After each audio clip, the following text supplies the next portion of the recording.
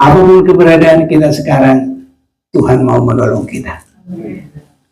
Ibadah kita ini adalah panggilan Tuhan bagi kita, tidak asal beribadah, untuk dibuktikan bahwa dalam segala sesuatu Allah bisa menjadikan kebaikan bagi hidup kita semuanya.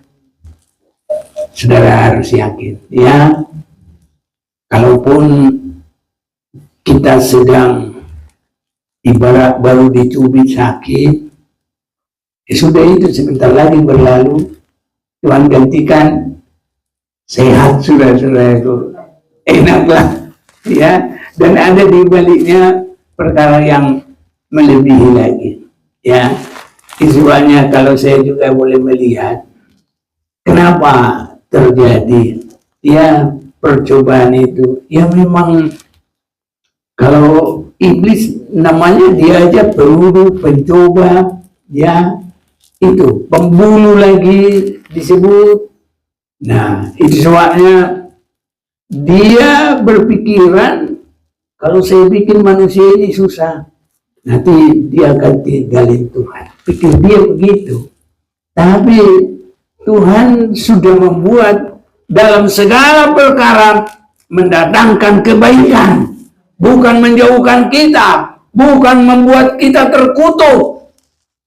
Tapi kalau kita masih mengasihi Tuhan, semua itu, apapun itu terjadi, ya, kalau iblis merasa itu membuat kita hancur lebur, tapi dalam segala pengalaman apapun, saudaraku, kita semua punya masing-masing pengalaman. Tapi apapun itu, kalau kita mengasihi Tuhan, segala sesuatu bekerja bersama-sama mendatangkan kebaikan bagi orang yang mengasihi Tuhan.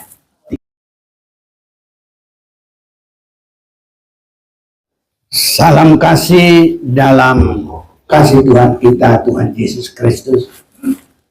Kita bersyukur saat ini Tuhan beri kesempatan bagi kita kembali beribadah kepada-Nya, saudara-saudara yang kasih.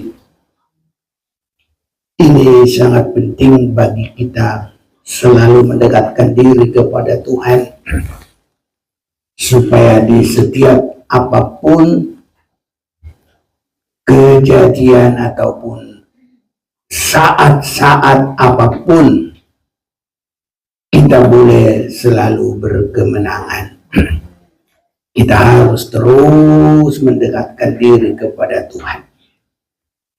Saya mau mengajak kita membaca firman Tuhan dalam Roma pasal yang ke-8 ayat 28. Kita tahu sekarang bahwa Allah turut bekerja dalam segala sesuatu untuk mendatangkan kebaikan bagi mereka yang mengasihi Dia, yaitu bagi mereka yang terpanggil sesuai dengan rencana Allah. Berbahagia yang membaca, mendengar, dan melakukan firman. Untuk itu kita akan baca bersama 1, 2, 3. Kita tahu sekarang bahwa Allah turut bekerja dalam segala sesuatu untuk mendatangkan kebaikan, yaitu bagi mereka yang terpanggil sesuai dengan rencana Allah. Saudara-saudaraku, di dalam hidup kita di dunia ini selalu ada dua hal, ya, yang tersambung atau juga yang boleh bertentangan. Dalam contoh, ada terang, ada gelap. Nah, jadi terang gelap, dua hal yang berbeda, ya, siang malam, ya, darat dan laut, semua itu, langit dan bumi, laki dan perempuan. Nah, terlalu banyak, saudara-saudaraku, ya, kaya miskin, ya segala macam, saudara-saudara.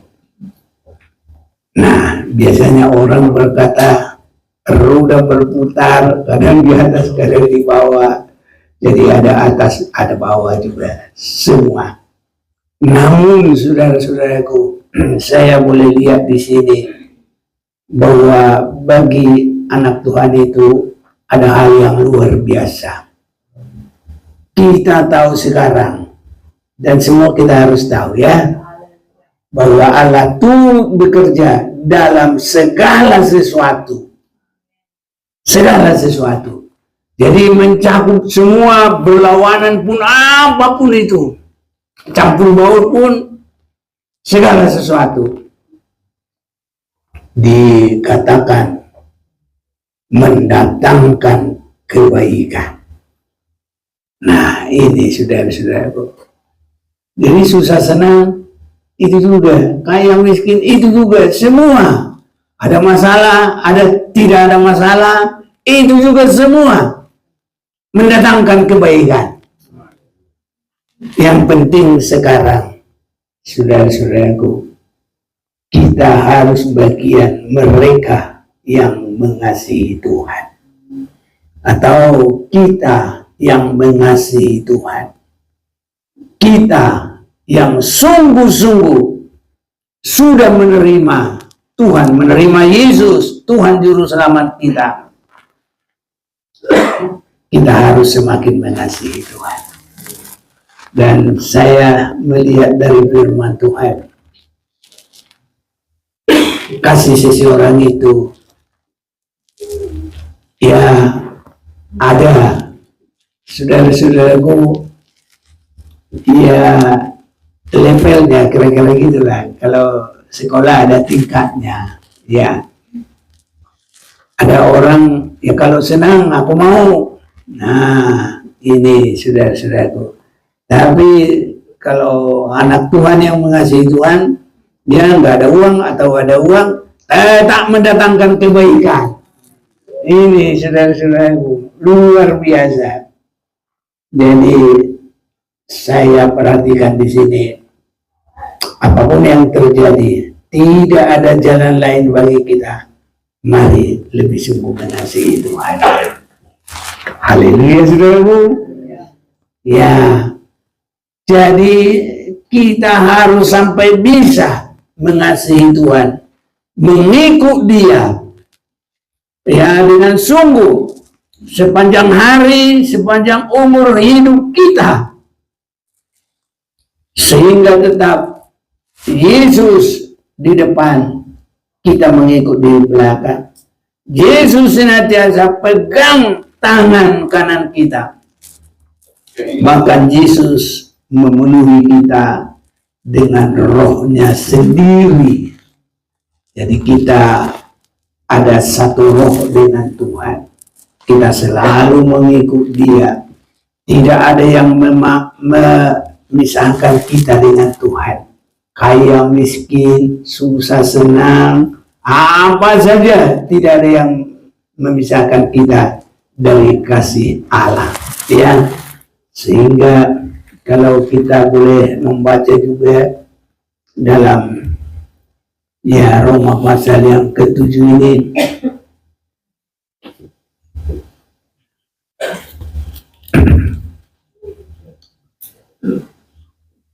Roma pasal 7, oh ya 8 ini juga ya.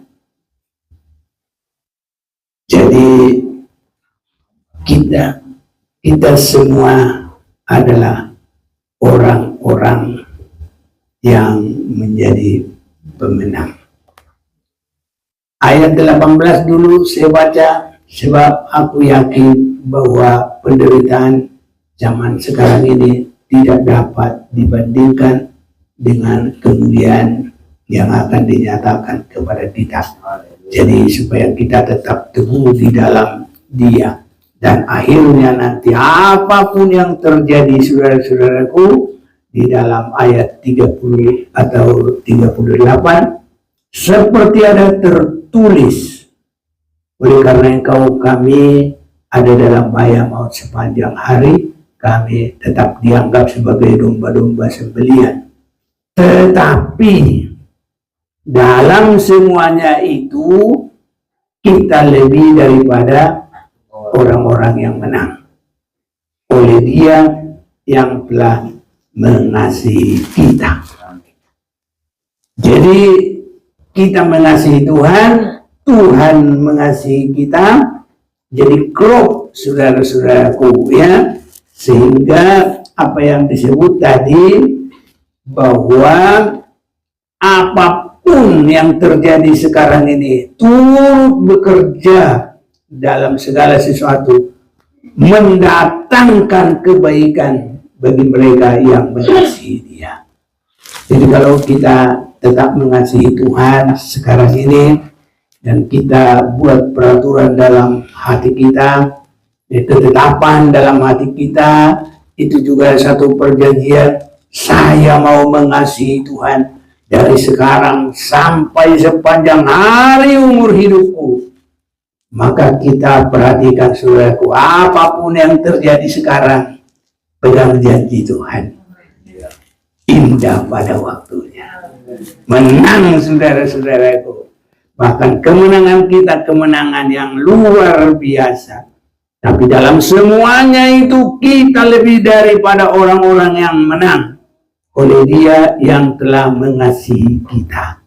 Sebab aku yakin bahwa baik maut maupun hidup, baik malaikat-malaikat maupun pemerintah-pemerintah, baik yang ada sekarang maupun yang akan datang, atau kuasa-kuasa, baik yang di atas maupun yang di bawah, ataupun sesuatu makhluk lain, tidak akan dapat memisahkan kita dari kasih Allah yang ada dalam Kristus Yesus Tuhan kita. Ini, saudara-saudaraku, pihak Tuhan senantiasa ingin mensejahterakan kita, karena Dia sudah menyatakan kasih-Nya bagi kita. Mulai dari Dia menciptakan manusia, menjadikan manusia melebihi dari segala ciptaan yang ada di bumi ini. Apapun yang ada, itu kasih Tuhan juga bagi kita. Dan kalaupun manusia itu sekalipun mereka berdosa, melanggar apa yang Tuhan perbuat atau Tuhan sudah tetapkan, tapi Tuhan tidak membiarkan mereka. Di dalam mereka sudah ketakutan, sudah lari meninggalkan Tuhan, sudah mereka malu, saudara-saudaraku, karena perbuatannya. Tapi Tuhan panggil mereka, saudaraku. Hai Adam, di manakah engkau? Kalau bahasa Batak, "Yo Adam, di dia doh." Nah, ini saudara. Apapun keberadaan kita sekarang, Tuhan mau menolong kita. Ibadah kita ini adalah panggilan Tuhan bagi kita, tidak asal beribadah, untuk dibuktikan bahwa dalam segala sesuatu Allah bisa menjadikan kebaikan bagi hidup kita semuanya. Saudara harus yakin, ya, kalaupun kita sedang ibarat baru dicubit sakit, sudah itu sebentar lagi berlalu, Tuhan gantikan sehat, saudara-saudara itu enaklah, ya. Dan ada di baliknya perkara yang melebihi lagi, ya. Visualnya kalau saya juga boleh melihat kenapa terjadi, ya, percobaan itu. Ya memang kalau iblis namanya dia aja peluru, pencoba, ya, itu pembunuh lagi disebut. Nah, itu sebabnya dia berpikiran kalau saya bikin manusia ini susah, nanti dia akan tinggalin Tuhan. Pikir dia begitu. Tapi Tuhan sudah membuat dalam segala perkara mendatangkan kebaikan, bukan menjauhkan kita. bukan membuat kita terkutuk. Tapi kalau kita masih mengasihi Tuhan, semua itu, apapun itu terjadi, ya, kalau iblis merasa itu membuat kita hancur lebur, tapi dalam segala pengalaman apapun, saudaraku, kita semua punya masing-masing pengalaman. Tapi apapun itu, kalau kita mengasihi Tuhan, segala sesuatu bekerja bersama-sama mendatangkan kebaikan bagi orang yang mengasihi Tuhan. Tinggal kita sekarang, sejauh mana kita menetapkan diri, saya mau mengasihi Tuhan, saya mau mengiring Tuhan, saya mau mengikut Tuhan. Ya, meskipun apa? Saya susah, ya, meskipun ada penderitaan, semua akan berakhir dan berakhir kepada indah pada waktunya. Sabar saja. Bahasa Batak, slow, diam. Semua sungut-sungut, stop, jangan bersungut-sungut. Nanti ada waktunya, Tuhan buat indah pada waktunya, saudaraku. Ya, itu nyanyian Batak itu. So, tunggu dipasok, itu artinya, ya, kamu diam, jangan bersungut-sungut, diam saja, jangan bersungut-sungut, ya, diam saja, ya, jangan, ya, bersungut sama Tuhan, jangan ngomel, ya, nanti ada kemenangan juga. Iya. Nah, jadi iblis itu berpendirian. Dia berkata begini, Ayub 1 ayat 9. Lalu jawab iblis kepada Tuhan, apakah dengan tidak mendapat apa-apa, Ayub masih takut akan Allah? Itu artinya, saudaraku. Jadi artinya, pikir dari iblis, kalau manusia itu dalam kesusahan, habislah semua. Tidak mengasihi Tuhan, tidak beribadah, menjauhkan diri dari Tuhan, itu pikir dia. Tapi Yesus berkata, aku adalah jalan kebenaran dan hidup. Dia sudah menjalani sampai sejauh kepada kematian. Haleluya, saudaraku. Dan kematian tidak bisa mengikat dia. Kematian tidak bisa menahan dia. Hanya dengan waktu yang Tuhan tentukan, Yesus itu juga bangkit.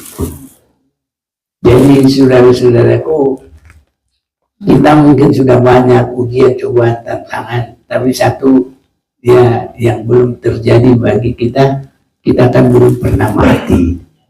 Tapi seandainya pun itu terjadi, itu tidak akan memisahkan kita dari kasih Tuhan. Dan itu tidak akan menghambat yang baik dari kehidupan kita. Seandainya sudah sampai di situ. Karena justru di situ adalah kemenangan yang terakhir. Karena musuh yang terakhir adalah maut. Dan Yesus harus masuk di dalam itu, tapi maut tidak bisa mengikat dia. Dia bangkit. Baru dia berkata, hai kematian, di manakah kekuatan? Ya, kalau bahasa Batak, Joha Matean, di dia sorok mi, tak sorok, sengatnya itu, ayo yuk ditantangin, tidak ada lagi, saudaraku. Sengatnya maut itu ya sudah habis, semua sudah dipatahin sama Yesus. Haleluya, saudaraku. Jadi kita ini kalau mengasihi Tuhan, siapa takut? Kuat dan menang. Jadi pikir iblis, kalau orang itu ada kesulitan, kesusahan, udahlah mati, habis. Pikir dia. Jangankan yang mati, Ayub saja belum mati, saudaraku, masih hidup seperti orang mati. Iblis berbuat kepada dia. Karena apa? Kalau kita baca mulai 10, bukankah engkau yang membuat pagar sekeliling dia dan rumahnya serta segala yang dimilikinya? Apa yang dikerjakannya telah kau berkati, dan apa yang dimilikinya makin bertambah di negeri itu. Itu kata iblis. Kata Tuhan, tapi ulurkanlah tanganmu, dan jamalah segala yang dipunyainya. Nah, ini kata Tuhan kepada iblis, ya pasti mengutuki engkau di hadapan. Maka firman Tuhan kepada iblis, nah, segala yang dipunyainya ada dalam kuasamu, hanya jangan engkau mengulurkan tanganmu terhadap dirinya. Kemudian pergilah iblis dari hadapan Tuhan. Wah, ini iblis sudah senang sekali. Aku dapat mandat ini dari Tuhan, pikir dia kan. Nah, pada suatu hari ketika anak-anaknya si Ayub ini, yang lelaki dan yang perempuan, makan-makan dan minum anggur di rumah saudara mereka yang sulung. Ya, sebenarnya kita jangan makan-makan dunia lah ya. Kalau makan ucapan syukur, ya, tapi makan dunia sebaiknya janganlah ya. Ya biasa aja lah. Datanglah seorang pesuruh kepada Ayub dan berkata, sedang lembu sapi membajak dan keledai-keledai betina makan rumput di seberangnya. Datanglah orang-orang Sheba, ini Afrika ini, menyerang dan merampasnya serta memukul penjaganya dengan mata pedang. Hanya aku sendiri yang luput sehingga dapat memberitahukan hal itu kepada Tuhan. Nah, ini sudah mulai, saudaraku, dipreteli semua. Sementara orang itu berbicara, datanglah orang lain dan berkata, api telah menyambar dari langit dan membakar serta memakan habis kambing domba dan penjaga-penjaga, hanya aku sendiri yang luput. Ini banyak ini, saudaraku, kambing domba ini, bukan 100-200, banyak, sehingga dapat memberitahukan hal itu kepada Tuhan. Sementara orang itu, lah ini sementara datang percobaan, sementara datang lagi, ini bukan percobaan biasa-biasa, ini yang banyak-banyak. Siapa yang bantu baca lagi? Sementara orang itu berbicara, datanglah orang lain dan berkata, orang-orang Kasdi membentuk 3 pasukan, lalu menyerbu unta-unta dan merampasnya serta memukul penjaganya dengan mata pedang. Hanya aku sendiri yang luput, sehingga dapat memberitahukan hal itu kepada Tuhan. Sementara orang itu berbicara, datanglah orang lain dan berkata, anak-anak Tuhan yang lelaki dan yang perempuan sedang makan-makan dan minum anggur di rumah saudara mereka yang sulung. Maka tiba-tiba angin ribut bertiup dari seberang padang gurun. Rumah itu dilandanya pada 4 penjurunya dan roboh menimpa orang-orang muda itu sehingga mereka mati. Hanya aku sendiri yang luput sehingga dapat memberitahukan hal itu kepada Tuhan. Ya, coba kalau kita perhatikan, siapa yang sudah pernah mencatat berapa kali sementara di situ? 5 kali. 5 ini? Yang 4 ya? Nah iya, dan itu 4 kali itu bukan main-main, saudaraku, besar-besar. Kalau orang cuma hilang 20 juta, 100 juta, belum apa-apa. Ini sementara ini banyak sekali, saudaraku. Kalau kita perhatikan harta bendanya Ayub ini banyak sekali, saudara-saudaraku. Ya, kalau kita baca semuanya. Nah, mulai dari ayat 1 ini, coba dari sedikit, coba mulai 1. Ada seorang laki-laki di tanah Uz bernama Ayub. Orang itu saleh dan jujur, ia takut akan Allah dan menjauhi kejahatan. Ia mendapat 7 anak laki-laki dan 3 anak perempuan. Ia memiliki 7.000 ekor kambing. Ya, ini 7.000 ekor terus. 3.000 ekor unta, Iya, untanya 3.000. 500 pasang lembu, 500 pasang berapa ekor? 1.000. Terus 500 keledai betina, dan budak-budak dalam jumlah yang sangat besar, sehingga orang itu adalah yang terkaya dari semua orang di sebelah timur. iya. Sudah dulu ada bakar-bakaran itu. Ada sampai hilang ingatan, enggak kuat lagi karena habis semuanya. Habis semua gitu, sampai kosong itu otaknya itu. Saudara-saudaraku, tapi kalau Ayub ini, dia disebutkan terkaya di sebelah timur. Jadi bukan cuma satu kota, timur itu. Aduh, itu benar-benar deh. Itulah kekayaannya. Tetapi kalau kita memperhatikan, saudara-saudaraku, ya, kalau Ayub itu dia boleh tegar, dia boleh kuat, dan kita baca bersama ayat 20 ya, pasal 1 ayat 20. Dapat 1, 2, 3. Maka berdirilah Ayub, lalu mengoyak jubahnya dan mencukur kepalanya, kemudian sujudlah ia dan mendiamkan. Katanya, dengan telanjang aku keluar dari kandungan ibuku, dengan telanjang juga aku akan kembali ke dalamnya. Tuhan yang memberi, Tuhan yang mengambil, terpujilah nama Tuhan. Amin. Enggak putus asa kan? Terpujilah nama Tuhan. Kekuatan yang sama semoga kita boleh mendapat dari Tuhan. Jadi apapun dua-dua tadi, langit bumi, siang malam, panas dingin, hujan sama apa itu? Panas. Kalau hujan kering, hujan atau kemarau, apapun itu, ya semuanya. Saya nggak tahu bahasa Cinanya, itu mereka punya apa itu bahasa Cinanya?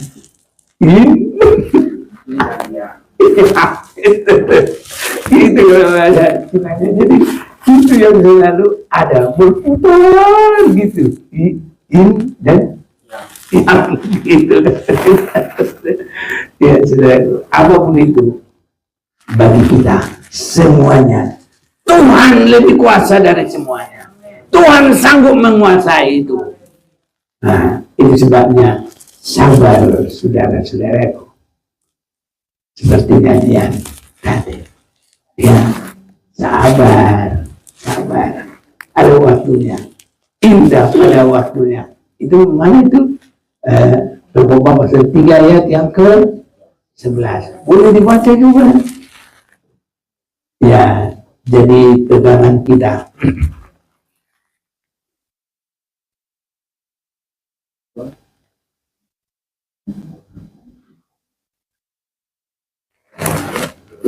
Ya, siapa yang boleh? Khotbah 3 ayat 11. Ya. Ia membuat segala sesuatu indah pada waktunya, bahkan ia memberikan kekekalan dalam hati mereka. Tetapi manusia tidak dapat menyelami pekerjaan yang dilakukan Allah dari awal sampai akhir. Jadi di dalam ada kesulitan itu ada yang Tuhan kerjakan. Ya, ada. Dan satu, kalau saya perhatikan di sini, bahwa kita ini dipertontonkan bahwa kesungguhan kita harus sampai tidak bisa ditunjuk, dilecehkan oleh iblis. Bahwa dengan harta itu tidak memisahkan kita dari Tuhan. Apapun itu tidak memisahkan kita. Sehingga Roma pasal 8 ayat 37, tidak ada yang memisahkan kita dari kasihnya Tuhan. Coba dibaca itu, apalagi katanya. Coba. Ayat yang ke-37. Tetapi dalam semuanya itu kita lebih daripada orang-orang yang menang. Amin. Ya, terus. oleh Dia yang telah mengasihi kita. Sebab aku yakin bahwa baik maut maupun hidup, baik malaikat maupun pemerintah, baik yang ada sekarang maupun yang akan datang, atau kuasa-kuasa, baik yang di atas maupun yang di bawah, ataupun sesuatu makhluk lain, apapun itu, tidak akan dapat memisahkan kita dari kasih Allah yang ada dalam Kristus Yesus Tuhan kita. Amin. Kita doakan semuanya indah pada waktunya. Jadi supaya iblis juga lihat bahwa kita sudah memiliki ibadah, kita sudah memiliki penyembahan yang bukan asal-asalan. Sering sekali kalau di dunia ini ya tidak rasa menguntungkan, udah ceng katanya bisa sampai di sini katanya. Tapi kalau kita kepada Tuhan, tidak, saudara. Ya, semuanya boleh. Nanti kalau sudah malam ya besok berganti lagi siang, ya. Dan nanti ada kekekalan, tidak ada lagi matahari, tidak ada lagi bulan bintang di Yerusalem baru, tapi hanya ada terangnya anak domba Allah. Itu baru kekekalan. Tidak ada lagi air mata, tidak ada lagi kesulitan, tidak lagi pergumulan, semua hanya indah sama sekali. Itu sebabnya itu sasaran kita. Jangan sampai ada yang berhenti, jangan ada yang mundur, jangan ada yang kecil hati. Sabar, tunggu waktunya. Semua pasti indah pada waktunya. Ini saudara-saudaraku yang kekasih, ya. Dan kita perhatikan dalam ini ayat yang ke-22, ya. Ayat 1 tadi ayat 22. Dalam semuanya itu Ayub tidak berbuat dosa dan tidak menuduh Allah berbuat yang kurang patut. Allah itu tetap baik. Nah, karena apa, saudaraku? Kalau kita lihat ada ujian cobaan, itu ada maksudnya. Kalau bagi Ayub, bahwa dia bisa memiliki kesaksian yang iblis langsung tahu. Karena semuanya sampai penyakit itu adalah jamahan dari iblis. Jadi dia tidak bisa lagi berkata apa-apa. Semua hartanya itu habis itu karena pekerjaan iblis. Jadi dia sudah lihat, angkat tangan dia. Sama Tuhannya sudah jelas dia kalah, tapi sama ciptaannya juga. Iblis juga angkat tangan. Apapun yang saya lakukan kepada Ayub, dia tidak mundur sama sekali. Haleluya. Sekarang bukan cuma Ayub, kita juga. Aku pun harus berkata begitu, ya. Saya juga. Haleluya, sama-sama kita. Saya juga pemenang. Ya, jadi baca terus Roma 7 tadi, Roma 8 ayat 37. Kita adalah melebihi dari orang-orang yang menang. Karena tidak ada yang memisahkan kita. Bahkan Ayub bukan hanya memisahkan, dia tidak berbuat dosa. Sebab kadang-kadang orang kalau sudah terlalu banyak masalah berbuat dosa, sudah nggak mau lagi ikut-ikut Tuhan. Bahkan celaka, saudaraku, kalau orang saya tidak mau hidup lagi. Jangan, saudaraku. Nah, kita membunuh diri sendiri itu juga dosa. Jadi dalam Tuhan tidak ada keputusasaan. Kita melebihi orang-orang yang menang. Nah, ini orang sana menang, tapi kita melebihi lagi dari situ, saudaraku. Itu orang yang mengasihi Tuhan dan tidak berbuat dosa dan tidak menuduh Allah berbuat yang kurang patut. Soho, umutuhumi pasoho. bersungut-sungut, saudaraku. Ya, ini saudara-saudaraku yang terkasih. Jadi Allah sanggup mengubah semua. Ya, mari baca lagi Ayub pasal yang terakhir 42 mulai 8. Nah itu Bang. Ayat 8 begitu firman Tuhan. Oleh sebab itu, ambillah 7 ekor lembu jantan dan 7 ekor domba jantan, dan pergilah kepada hambaku Ayub, lalu persembahkanlah semuanya itu sebagai korban bakaran untuk dirimu. Dan baiklah hambaku Ayub meminta doa untuk kamu, karena hanya permintaannya lah yang akan kuterima, supaya aku tidak melakukan aniaya terhadap kamu, sebab kamu tidak berkata benar tentang aku, seperti hambaku Ayub. Maka pergilah Elifas orang Teman, Bildad orang Suwa, dan Zofar orang Naama, lalu mereka melakukan seperti apa yang difirmankan Tuhan kepada mereka, dan Tuhan menerima permintaan Ayub. Lalu Tuhan memulihkan keadaan Ayub setelah ia meminta doa untuk sahabat-sahabatnya, dan Tuhan memberikan kepada Ayub 2 kali lipat dari segala kepunyaannya dahulu. Kemudian datanglah kepadanya semua saudaranya laki-laki dan perempuan, dan semua kenalannya yang lama, dan makan bersama-sama dengan dia di rumahnya. Mereka menyatakan turut berduka cita dan menghibur dia oleh karena segala malapetaka yang telah ditimpakan Tuhan kepadanya. Dan mereka masing-masing memberi dia uang 1 kesita dan sebuah cincin emas. Tuhan memberkati Ayub dalam hidupnya, yang selanjutnya lebih daripada dalam hidupnya yang dahulu. Ia mendapat 14.000 ekor kambing domba, dan 6.000 unta, 1.000 pasang lembu, dan 1.000 ekor keledai betina. Ia juga mendapat 7 orang anak laki-laki dan 3 orang anak perempuan. Dan anak perempuan yang pertama diberinya nama Yemimah, yang kedua Kesia, dan yang ketiga Keren Hapuk.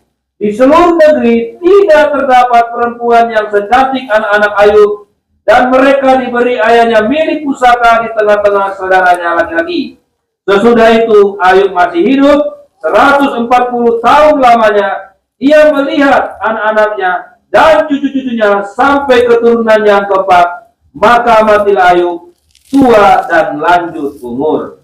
Jadi saudara-saudaraku, Tuhan kita itu bukan berarti berkata kamu semua nggak boleh masuk ujian, cobaan, tantangan, pergumulan. Tidak berkata begitu. Tapi Tuhan berkata, Tuhan sanggup mengubah semua yang tidak baik menjadi baik. Ini bagi orang yang mengasihi Tuhan.